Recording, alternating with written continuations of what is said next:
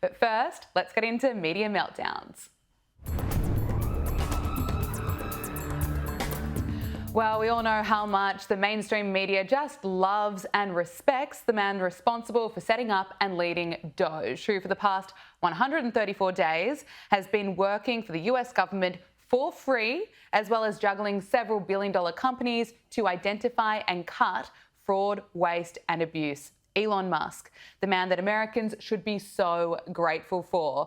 But we know Elon has had a target on his back from the moment that he endorsed Donald Trump. We saw this at the start of the year when the leftist media went into meltdown for the arm movement that he made during Trump's inauguration. Now, it was probably a stupid move to make, but the mainstream media leapt to the conclusion that this is proof that Elon Musk is an evil Nazi after all. Here is MSNBC's Rachel Maddow looking like she's about to cry as she insists that that gesture added a blood-curdling chill to Inauguration Day. This is him today twice throwing something that looks like what is politely called the Roman salute at the hockey arena in Washington before Trump's appearance there tonight. And maybe this is not what he meant when he did it. Who among us knows what is in the hearts of men? Mr. Musk has not yet commented on what he was doing here. But the Roman salute is a thing. And that is what it looks like Elon Musk was doing, which added a nice blood-curdling chill to the day for many people today.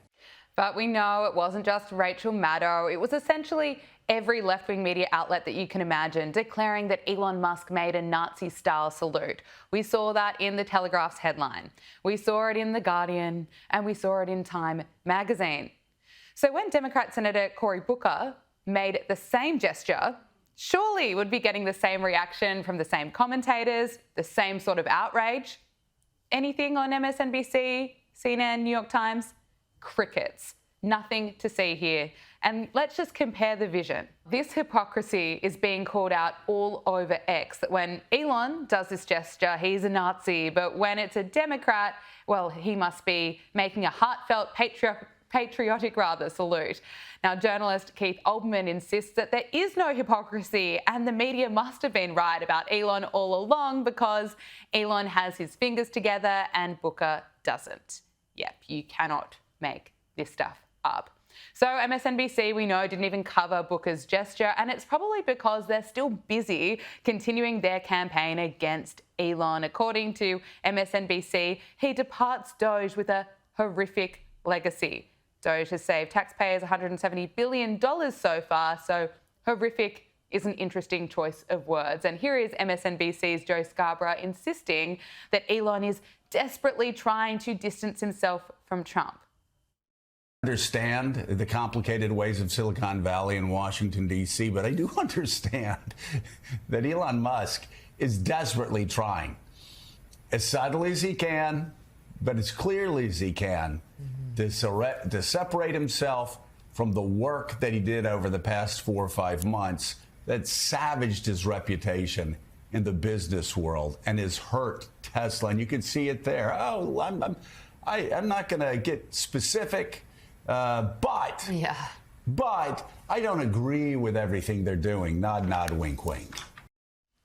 These hosts are just so happy to see Elon step back from leading DOGE, probably because they don't want it to work. They would rather the fraud and waste continue. But even MSNBC's reporter had to clarify that there's actually no bad blood between Donald Trump and Elon Musk, despite how much the mainstream media was really hoping that there would be.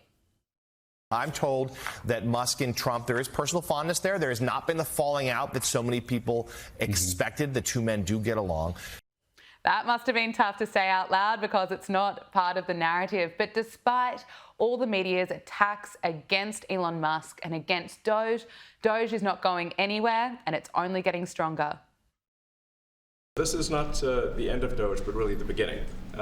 My time as a special government employee necessarily had to end. It was a limited time thing. It's 134 days, I believe, which ends in a few days. So that it comes with a time limit. But the DOGE team will only grow stronger over time. The DOGE influence will only grow stronger. It's I'd liken it to sort of Buddhism. It's like a way of life. So it is permeating throughout the government, And I'm confident that over time we'll see $1 trillion of savings and a reduction in $1 trillion of waste and fraud reduction. Joining us now is media consultant at MAHA PAC, Caitlin Sinclair. Caitlin, thank you so much for joining us on Power Hour.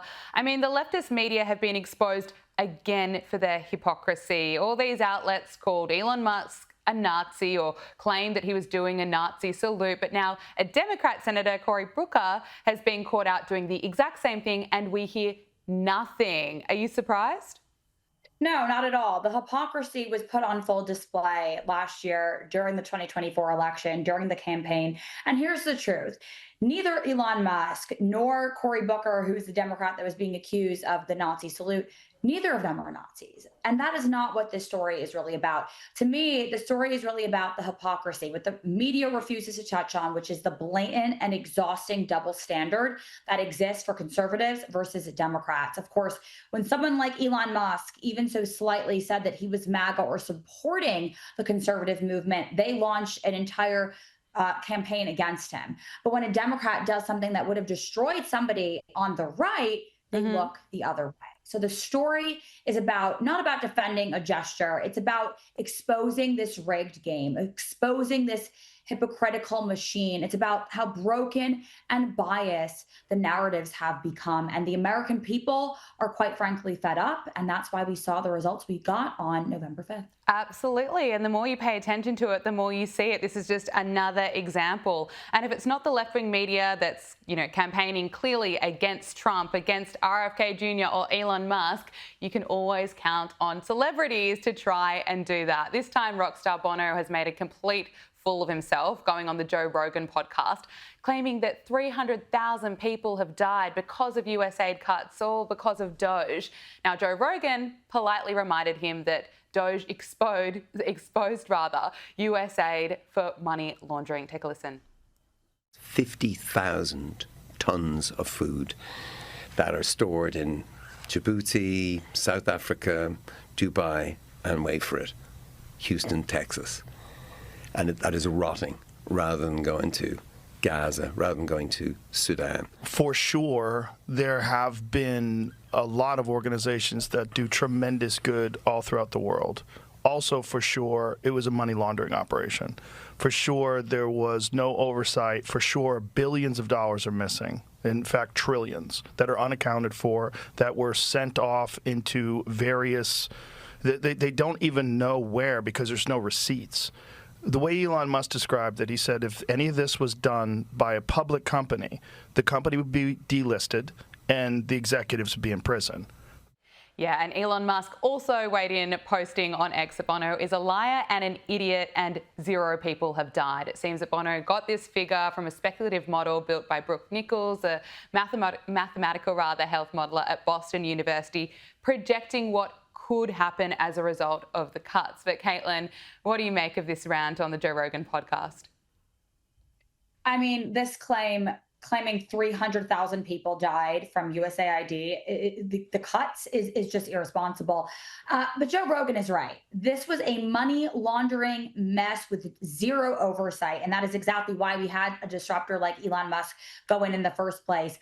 Bono's not fighting poverty. He is fighting for his narrative. His sob stories are just to cover up for this corruption. We see this all the time from Hollywood, all the time from these very privileged people on the left.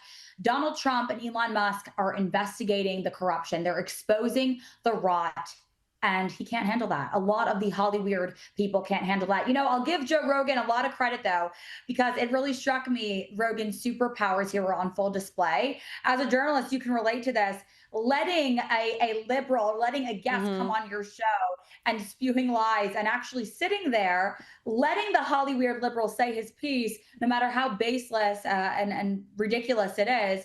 And then he actually just sat there. I would have interrupted. So kudos to Joe Rogan there. Absolutely. Full credit to Joe Rogan, and very embarrassing for Bono. That clip has now gone viral, and it's not the way he would have liked. He probably should have been paying more attention to the work that Elon is actually doing, and DOGE is here to stay. But, more media outrage, or media madness, I should say. Treasury Secretary Scott Bessent has called out CBS News host Margaret Brennan. She was trying to challenge him to respond to concerns about, again, what could happen in the future as a result of the tariffs. And he was quick to remind her that her kind of alarmist, I should say, predictions have been very wrong in the past. The reality is there will either be less inventory or things at higher prices or both. When we were here in March, you said there was going to be big inflation. There hasn't been any inflation. Actually, the inflation numbers are the best in 4 years. So why don't we stop trying to say this could happen and wait and see what does happen? Ouch. And he was referring to the latest results that show inflation fell to 2.3% in April, the lowest level in more than 4 years, Caitlin. Yes, lies and negativity. That's all they have. That's all they have to go on. And I think they were having such bad Trump derangement syndrome. And now it's almost like they're having Trump withdrawal. They constantly need to talk about what he's doing wrong, make things up. And for years, we had to listen to the media tell Americans to live with this fantasy of Bidenomics, doing well, being something for all Americans, promising us that inflation was transitory, that reckless spending was actually a good thing for our pockets. And now the economy is in great shape and families can actually put food on the table or have a chance of that. They're scrambling to explain why Donald Trump's return to America First policies is actually working, why tough tariffs and energy dominance and smart deregulation is actually working. They're struggling. They have nothing else to run on, nothing else to spew except lies and negativity. Inflation is failing because we're putting our country first. And that is exactly what Donald Trump promised the American people. Yeah, and they are failing to cover the good news. But failed vice presidential candidate Tim Walz has shared his words of wisdom. That's one way of putting it, because he can't seem to come up with anything original. So he, of course, rehashes this narrative that, of course, Trump is a dictator and tells his audience that they should step up and bully the S out of him. Called out on this because I called Donald Trump a wannabe dictator. It's because he is. It's because he is. Oh. The governor's being mean and the governor's speaking out on that. Well, maybe it's time for us to be a little meaner. Maybe it's time for us to be a little more fierce. You bully the shit out of him back. You push back. You make sure they know it's not there. Caitlin, I can't even watch him. You know, I thought he was bad during the election campaign. It appears he's maybe even getting worse. But, you know, his kind of message now that the Democrat Party should be getting meaner. They're struggling so much at the moment. Is that going to help them? It's not going to help them. They're struggling. They have no message. They have no real leader. They actually have nothing. So they're resorting to the message of bullying. Bullying because they cannot argue against a factual debate. Bullying because they have no leader. They have no message. They have nothing to run on. The Democratic Party is so lost right now. But my question for Tampon Timmy over there is, what men is he actually encouraging to go out and be mean to Donald Trump and bully Donald Trump? Because I'm pretty sure Donald Trump won in droves when it came to young men, millennial men, older men, alpha men. So if he's speaking to the beta males, I don't know how strong they're going to be at going to bully someone like Donald Trump and the truth. So I wish them luck there. Yeah, good luck to them. Now, I want to talk to you about health because RFK Jr. met with Argentina's President Javier Milei, and both leaders reaffirmed their plans to withdraw from the World Health Organization. RFK Jr. posted an image of the two leaders with the message, "I had a wonderful meeting with Argentina's President Milei about our nation's mutual withdrawal from the WHO and the creation of an alternative international health system based on gold standard science and free from totalitarian impulses, corruption and political control." And Milei's government also blasted the WHO for what it called a failed COVID response, and he's not wrong there, and claims that they're not based on science but on political interests and bureaucratic structures that refuse to review their own mistakes. Now, the US is scheduled to officially withdraw from the World Health Organization in January next year, but talk to us about this alternative health system that RFK Jr. mentions. It's obviously in its formative stages, but what's it going to look like? I think what it's going to look like is what so many Americans have been longing for, right? I think the American people have been asking the question for some time now, what is the WHO anymore? It, quite frankly, RFK Jr. exposed this, is a bloated, out-of-touch bureaucracy that pushed endless lockdowns over our people, lockdowns over real science, and funneled billions of dollars into their political agendas, into their back pockets for personal and political gain. So the real scandal here is our taxpayer dollars were funding all of that, wrecking economies with zero accountability. And take Argentina, for example, 400 plus days lockdown, small businesses crushed, freedom destroyed, stripped from the American people, any of their rights were stripped away. This was all under the WHO's watchful eye. So I think this new alternative is going to hold these global health elites to the test. They've hid behind closed doors for too many years. The American people and the younger generations, they are finally asking the right questions. They're asking about the food they're putting into their bodies. They're asking about what they're feeding their kids. They're asking about the supplements and the hormonal birth control that they're taking. It's time to tear down this broken system, build one by one back transparency, fact, common sense, all of these building blocks. And the political games have to stop. RFK Jr. is the perfect leader for this. So I'm really excited about this announcement. Yeah, it's certainly an exciting time. So talk to us about this update you have on the MAHA movement. The American Values PAC has announced that it is rebranding to MAHA PAC. What's this all about? That's right. So we have been on the front lines of RFK Jr.'s revolutionary movement right from the start, right from the very beginning. And now look at all the beautiful forces we have in this movement. The true unity party, combining MAHA, combining the MAGA world. This movement is for everyone. It's for the young moms. It's for the struggling parents that don't quite know anything about the health movement. They're just starting to ask questions. Now, the MAHA movement swung the 2024 election. We all know that, swung it to President Trump. Now, we at the MAHA PAC are now committed to swinging the 2026 midterms to Republicans who will help advance this agenda. We need to help push forward all of Kennedy's promises for the MAHA agenda. So the 2024 campaign, for all your viewers out there, was just the beginning. Today and moving forward is where the true MAHA revolution begins. So again, so excited for this announcement, a lot in store, and I hope your viewers come with us. Caitlin, congratulations. I can't wait to see where this goes, and you'll have to keep us updated in the coming months and years ahead, as this is just a movement, as you say. But Caitlin Sinclair, thank you so much for joining us on Power Hour. Thank you.